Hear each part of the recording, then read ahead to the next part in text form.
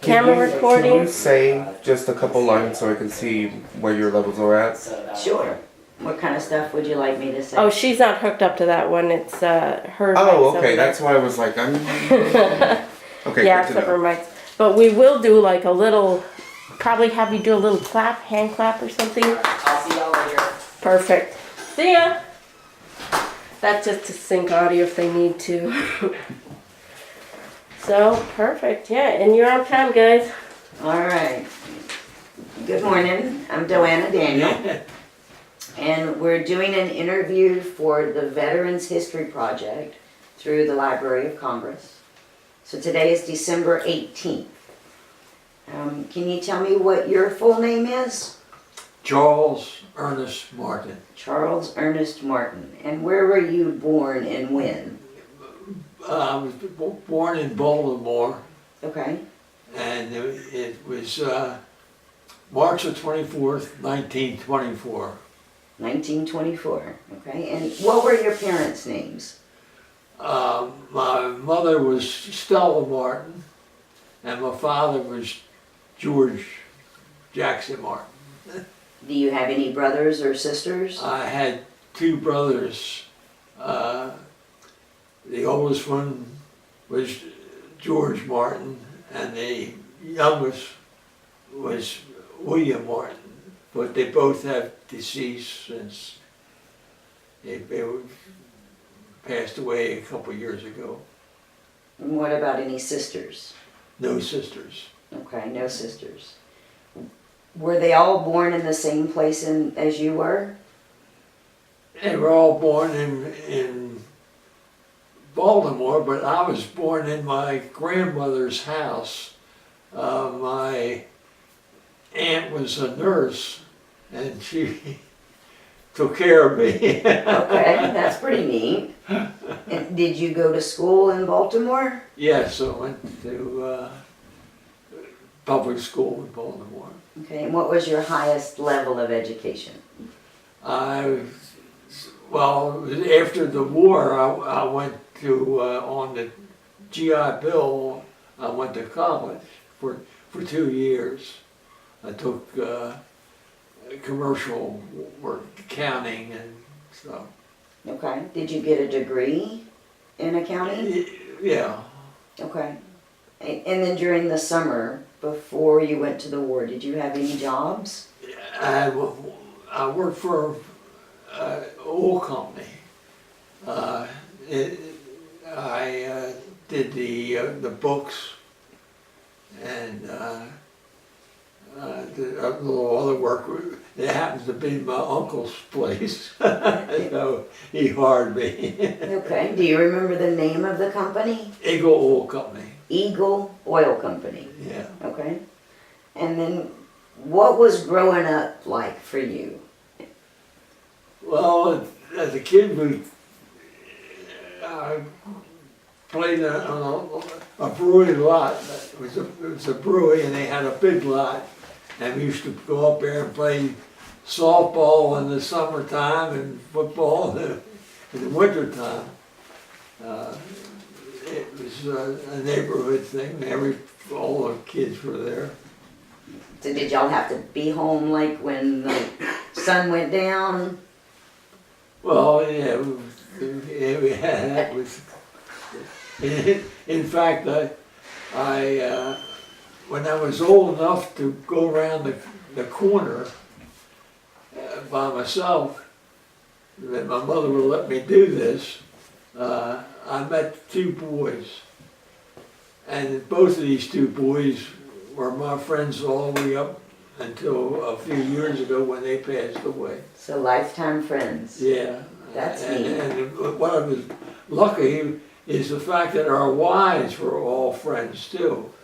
So, in fact, my wife and myself are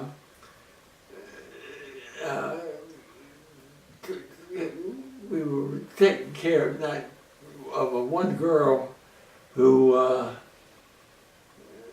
finally became a nun. And when we had this storm not too long ago,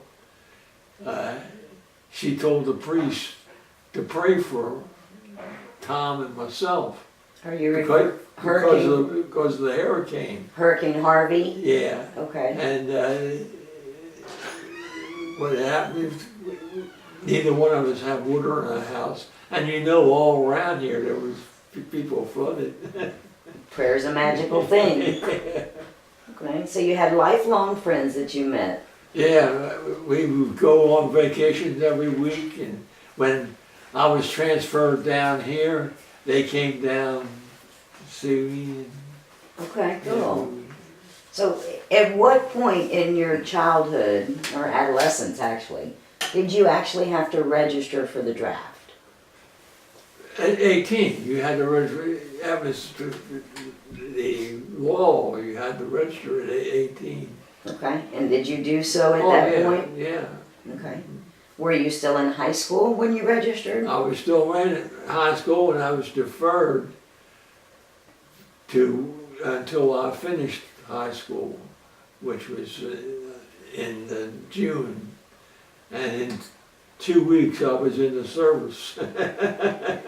Okay, so your birthday was in March, and they deferred until June, and then right after graduation, 2 weeks later, you were shipped off. Yeah. Okay. What were you doing, do you remember, when you first heard about Pearl Harbor? Well, that's a long story because most people think of December the 7th as the bombing of Alaska. And what our part was on December the 7th, when the newspaper came out in the morning, it came out that our high school was going to go to Miami to play in the Orange Bowl for high schools. And everybody, I was on the team, and everybody was happy about this. We were going to have a good time. Right. And then around noon is when we got the news of the bombing of Pearl Harbor. And right away we figured, well, that's it. We won't be able to go. No Florida trip for you. No Florida trip. But off and on, we heard, yes, we were gone, and then no, we weren't gone. And finally, on Christmas Eve, or not Christmas Eve, it was the day before Christmas Eve, we took a train to Miami. It was 32 players and 2 coaches, and there was some fans went with us too. So you got to go after all. So we got to go in, we had a good time, because when we got down there, Miami High School took care of us. They had a dance at night. We were invited to that, and we took the trips around sightseeing and around Miami, and we had a good time. And a lot of the boys bought souvenirs, these coconuts with names, pictures on them. Right. And when we went home, they took these things. It looked like we were funny. It was funny, you know. That was the thing. What we thought about before World War. Right. You know. So when you learned that you were being drafted, how did that make you feel? Well, as I showed you all those names of people in the neighborhood, everybody was gone. So I figured that was it. That's life. We had to go. So it's just you were one more that was headed out. Yeah. Okay. How did your parents react? Oh, my parents didn't like it too much, but they went along with it. They knew that everybody in the neighborhood was gone, and they were other mothers and fathers that got together, and they formed a group, and they helped each other out on that. So like a support group for all the Yeah. parents. Okay. Yeah. And when you had a choice, did you have a choice about what branch of the military you went Oh to? yeah, you could when you went to the board there, you could tell them I want to go this Army or the Navy or. Well, I don't know about the Merchant Marine. My brother had been in the Merchant Marine just before, but he was exempt because he was in the Merchant Marine already. Kind of hard to draft him when He he's was already there. He was already drafted. Right. So you showed me a pamphlet that had all the neighborhood young men that were drafted. Yeah, What did we do with it? yeah, it's around there somewhere, isn't it? Uh-oh, I wonder if they took it off to get coffee. Tell me the names that you remember of the men that were drafted with you. Well, Ted Sigel, Bud Roll, oh, there was a lot of, those two were my friends that I've told you about. Did y'all get to go to boot camp together? Oh, no, we went to different You went to different ones? yeah. Okay. And you were 18 when you were drafted, is that correct? Well, no, I had turned 19 when I was drafted. So you were 19 when you were actually When drafted? I went in, Okay. And then where was your boot camp that you went to? Fort Bragg, Fort Bragg. yeah, I went there, the Field Artillery Observation Battalion. Okay. And what rank were you in the Army?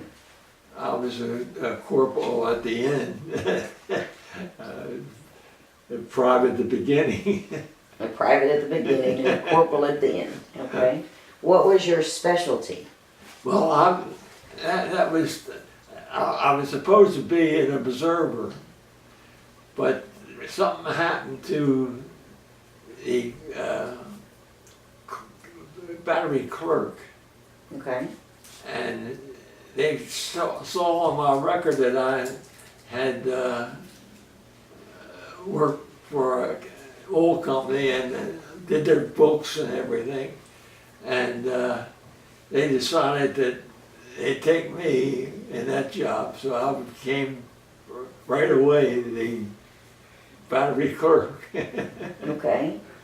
And then what unit or division were you in? I was in the 7th Army, The 7th Army. yeah. The 5th and the 7th Army. The 5th in France, in Italy, and 7th in France. Okay. When you left the United States, where was the first place you went?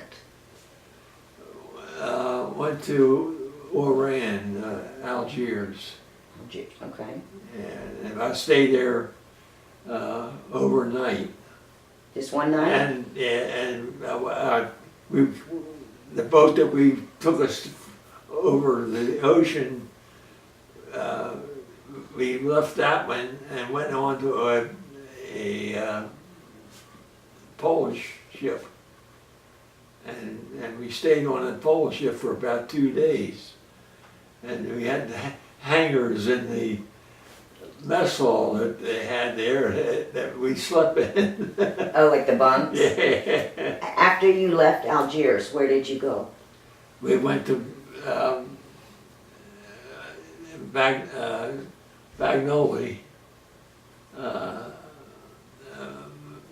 Magnoli, and let's see, what was it? I forget what was the name of the port that it's next to Naples. Seabisky. Yeah. That's where we went. And we stayed in, it was a racetrack that they had taken over, that the army had taken over. Like an auto And- racetrack? Yeah, a horse racetrack. Horse racetrack, okay. And they had put up tents. We had about maybe 12 people in each tent. And I was in there for a couple of weeks.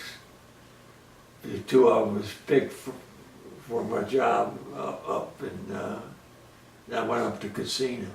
Okay. And how long were you there in the Naples area? In the where? You said Naples? Oh,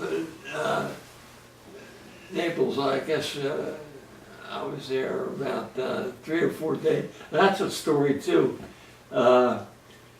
We used to take trips up the mountain. We would march up there just to get exercise and have something to do. And we every hour we take a break.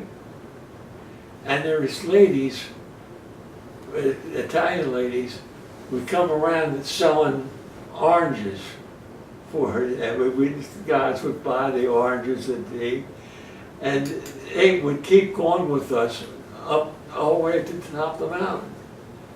And then when we got up there, it was over with, and we would take trucks back to the base, and they would have to go home. But they seemed to be in better condition than we were, because they were marching. As we were marching, they were in back of us all the time, walking. Followed you the whole way, huh? Yeah. While you were in Italy, did you participate in any battles? Well, it was in Casino, Okay. and then went over to Anzio. Tell me about Mont Cassino. Well, we had a base on, we were on one mountain and Casino was on the other mountain. And the Germans would fire their ammunition, their artillery at our mountain, and we would fire it at their mountain. And that's,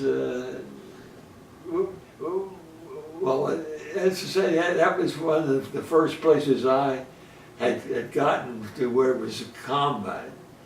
And when I went in there, I was lucky. I was in this second field artillery observation, and it was about a third regular army men that had been in like 10 years or more. And there was another third that were people who were inducted into the army supposed to be for 1 year, but the war came along and they kept them. Right. And then there was another third of us who came in afterwards. So we had all our officers were regular army men, and they knew what to do and everything.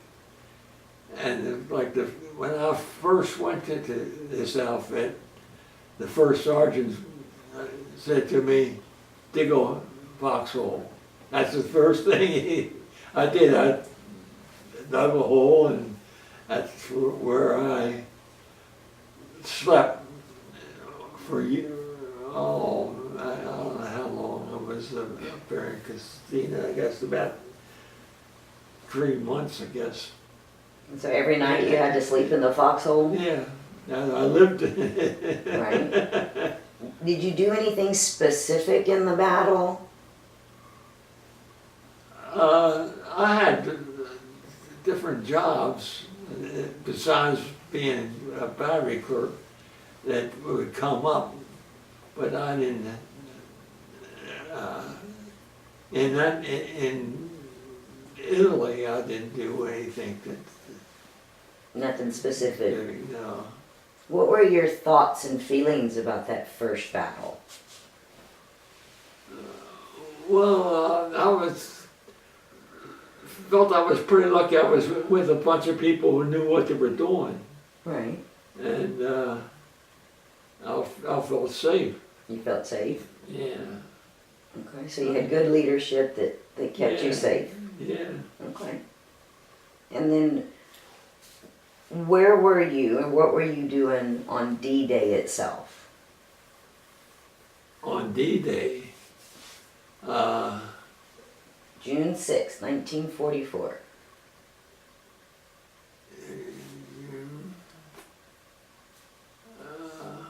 this is D-Day at where? At Normandy you're talking about? Mhm. Oh, that, we had broken out of Anzio, and we were going around Rome, Okay. and Rome had like there was 610 here. Okay. They had whatever, and we went around that because we weren't supposed to go into Rome. And we were about 20 miles from Rome that we stopped that night. And when we did, we heard that they had went into Normandy. And when we heard that, we also heard that our outfit was going to go into southern France, and that we were pulled back to go to get ready to go into southern France. How'd that make you feel? Oh, we felt like we were making some headway. Okay. And then, so what was the morale in your unit like at that time? Very good. We had a very good outfit. You know, we used to fire for, give firing orders for the British. And the British were always expected to have an officer give them the orders to where to fire. So we had a fellow we called Colonel Fusselman. And he was a PFC, and he would give orders, and when the British would come to see him, he was never he was in the front or something. But our commanding officer knew that this was happening, and he was giving orders to the British. And he just kept on with it himself. Did D-Day make a difference? Oh, I think people were thinking we were starting to do something. We were going to go. Because when we were at both Cassino and Anzio, we were stuck. We couldn't go any further. And this was starting to make us move, get this over with, get home. Get home, okay. So where were you and what were you doing on May 8th, 1945, or VE Day?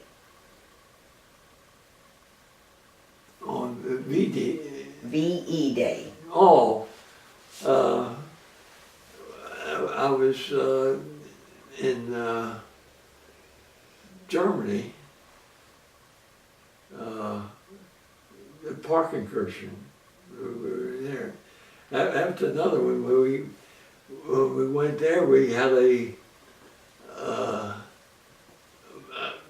big house. It was a rich neighborhood, and we all went there and stayed, slept in there, and we were there for about a week when the generals and stuff came up to take, because it was over then, the war was over then. And we were told that we had to leave there because the generals wanted to take his place. They wanted the nice rooms, huh? Uh-oh. So what were your thoughts and your feelings about hearing that the war officially ended? Oh, of course we were happy, but there was one thing too, was that we were still fighting Japan. And we were told we were going to go to Japan. Oh, so a mixed message for So, you. right, so it wasn't, the war wasn't over as far as we were concerned. Okay. Where did you go and what were you doing in the months that followed? Well, for one thing, we used to sit around and we always complained about something or other. And I always said that I've been in the Army for 3 years and I never had a furlough. And these other guys, like the regular Army guys, they used to get them all. And so the first thing they first started to do for me was give me a pass to go to Paris. Yay! I went to Paris. So you finally got your furlough. Yeah. Okay. Did the Germans take down the signs during the war? No, I never saw it. That's when that list I gave you, all the towns, but they were all on signs on So you towns. knew. So I would copy them down in my book that I kept. So you kept a journal Yeah, throughout all of this. yeah. Okay. And then, so they didn't take the signs, so you knew what town you were I in. knew what town I was in. Yeah, Yeah. okay. That would have been pretty confusing if they had taken the signs down. It says, you entered Germany late in the war. What was the reaction from the German troops when you came in? Well, they came up there to surrender. They didn't have anybody keeping them under control or anything, and they were always all moving around. And after a while, our first sergeant said, "Don't take any more prisoners." He said, "We don't have." He said, "If you take a prisoner, you're going to have to sleep with him." So. We asked the sergeant what we should do then. He said, "Well, tell them to take all their weapons off and put them on the ground and go home." And they did, and they didn't have any trouble with them. So they basically surrendered their weapons Yeah, and then went home. Yeah. Okay. What did they look like? What was their uniforms like, or their physical appearance? Well, it was just like ours. It was cleaned every day. You know? Were they thin? No, they weren't. They just looked like regular army. Just looked like regular men? Yeah. Okay. Did they look defeated? Yeah, they were down. Yeah, you could see they were scared. Yeah. They thought that we were going to go do something to them. Well, that's understandable. Yeah. What did the German towns look like when the Germans surrendered? Well, they were much different than in Italy, because in Italy, when something was bombed, it just stayed with like that. They didn't clean it up or anything. But in Germany, the air, when we dropped bombs and things on them, they kept everything. They cleaned up everything, and it wasn't. It didn't look bad at all. so the condition was cleaner. Yeah. And did they repair them or just clean up?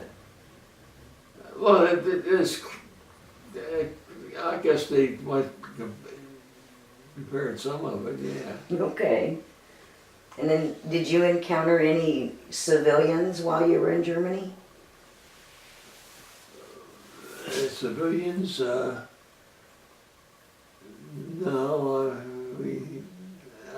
I didn't do anything with the civilians at all in there. Okay. So, what's the story about the man with the cigarettes? Well, when I first got to Italy, and I went into that place where we were all put up in tents and stuff like that. One of the fellows that came in was a guy that I played football with, and he had been in a hospital, and he was waiting to go back to his outfit. And he was telling me that he had been in the fighting, he was in the infantry, and he had been in the fighting, and he was captured. And they took him to this house, and they, I guess, locked him in a room or something. And they, later on, a captain came in, and they questioned him. And in the course of the time that this captain told him that he had been in college in Chicago, and they were talking about different things in the United States and everything. And the fellow, the American, he took out some cigarettes and he was going to smoke one, and the German asked him if he could have one. Evidently he didn't have any cigarettes and he used to smoke. So this fellow gives him a whole pack. So they talked a while, and the captain told him to go back to there in the room, and he left. And that night, the fellow slept on the floor, I think it was, and he got up in the morning. He didn't hear anything, and he looked around, and he finally got out and found there was no Germans around at all. The guy had left him, and he figured that this German captain had two options: either kill him or let him go, because they were retreating, Right. and they couldn't take care of him. So being he was talk with him, and they got a conversation and everything, he thinks that the German figured he'd let him go. Good thing. Did you come into any contact with the concentration camps in Germany? No, they had pretty well took care of them, people who was in the concentration camp, when I got to, and I never go into a concentration camp. Did you see the camps themselves? No, No? I didn't looking for it. I don't know when. Okay. So what was your job as the Germans were surrendering? What were you supposed to be doing with them? When? When the Germans surrendered, We did nothing. you didn't take their weapons or their Oh, shoes? well, when we told them to drop their weapons, yeah, we took the weapons. Okay. Did you collect those? Oh, well, yeah, they took care of them. I don't know where they put them in a truck and took them away. Okay. So you didn't get to see any of them? No. Okay. At what point in the war did you think you would not survive or come home? I never thought that the whole time. I figured I was gonna come out of it. I didn't wanna think it any other way. I don't blame you. Did you earn any medals or ribbons in the war? Oh, yeah, you got, like, at different places, you get, I forget, I don't know what they are now. Well, that's here.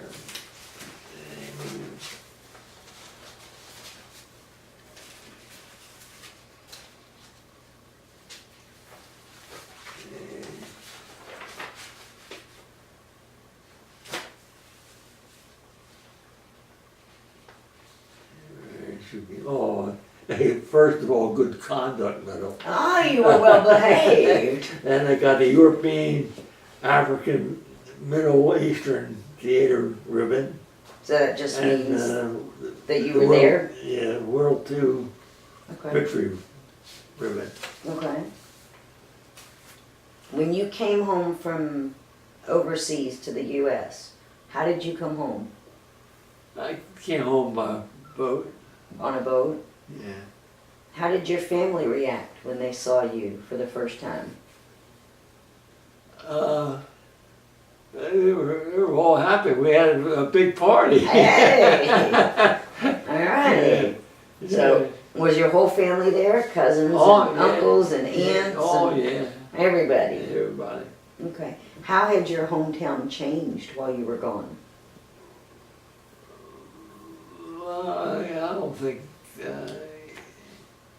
it's sort of, it was because of the war, it was,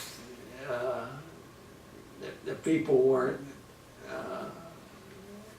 as happy, I don't think, as they were before the war. Right. But, because a lot of them had lost family members. Right. And how many of your friends didn't come home? Well, one of the friends is the fellow that I was telling you about, that with the Germans captain. He passed away. I don't know how. I never knew what happened to him, but I know he didn't make it. He didn't get to come He home. didn't get to come home. So they let him go and he still didn't make Yeah. it. So of your neighborhood, do you remember how many of those boys didn't come home?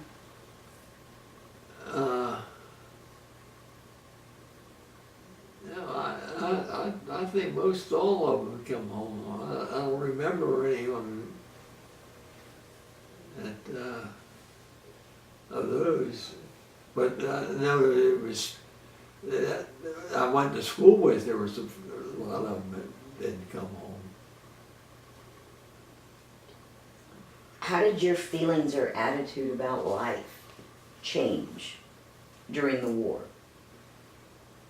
During the war? Mhm. Well, I was thinking more about the war. I mean, it wasn't anything to, it wasn't me that was going to do anything. It was, one of the things I was happy about was the fact that they dropped the bomb on Japan. Mm-hmm. Because if we had gone into Japan, it would have been a lot more people killed Right, than was killed by the bomb drop. right. And it would have been both sides, because they would have, wouldn't let us just walk into Japan. They would have been fighting. So I was glad that was it Truman decided to drop the bomb. Right. When did you get married? Well, when I came home, one of the things was my cousin got me to go to a party that she was a telephone operator, and my wife was a telephone operator. In fact, my wife during the war, she was a long distance operator in Baltimore, and they handled the calls out of Washington to the different Army places and Navy places and things like that. And they would, especially in the morning, they open up the switchboard, but they couldn't listen to what was going on. And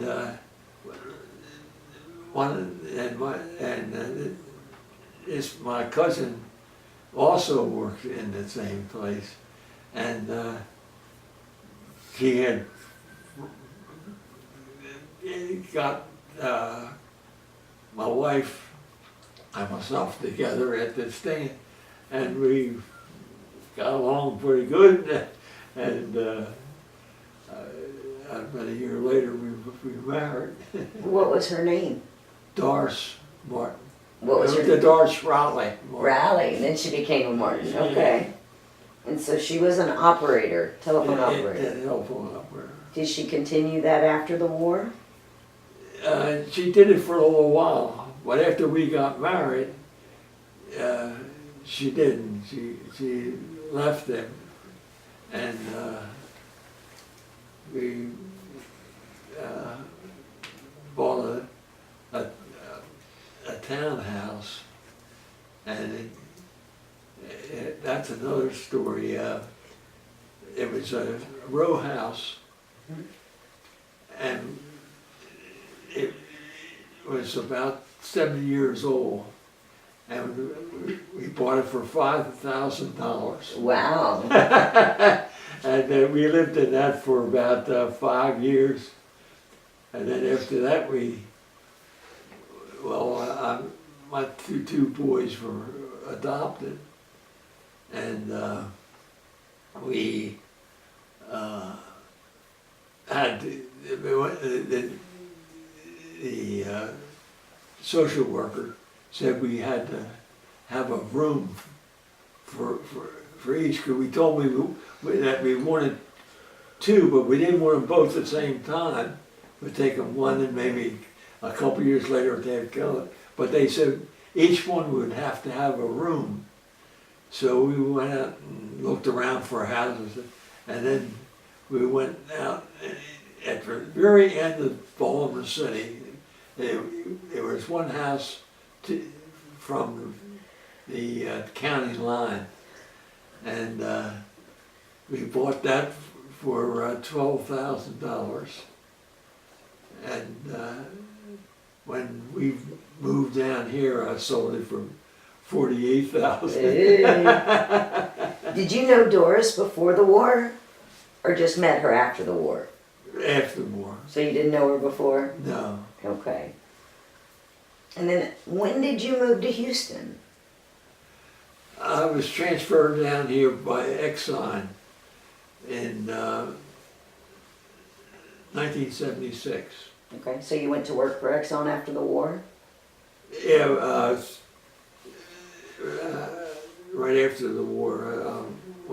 Well, my father had worked for, well, it was, at the time, it was SO, Standard Oil Company. Okay. But my father had worked there, and when I looked for a job, and the guy that was taking applications and everything, he knew my father. So I pretty well got the job pretty fast. What kind of work did you do for SO? Accounting. You did the accounting again? Yeah. Okay. And you moved down because Exxon moved you? Yeah, when they closed the Baltimore office. At first, they closed the New England office up in Boston. Mm-hmm. and moved it to New York. Then they closed New York's office, and they moved to Baltimore. Then they moved Baltimore down here to Houston What year did you come to Texas? in 1976. 1976. Okay. Well, that was all the questions we had. Is there anything else you would like to tell me about how your feelings were about the war? Or anything Well, you think would be important? As I say, I can't say I enjoyed being with the fellows. It wasn't anything to be enjoyed, you know. But they were all good fellows, and it seemed like nobody had any gripes about other people in there. We did pretty good. So we depended on everybody doing their job and helping the other person. So it was definitely teamwork. Yeah. Okay. So if somebody in the next generation is going to watch this video, what's the most important thing you can tell them about what you did for America in the war? Well, I did what they asked me to do. That's Okay. that's the thing.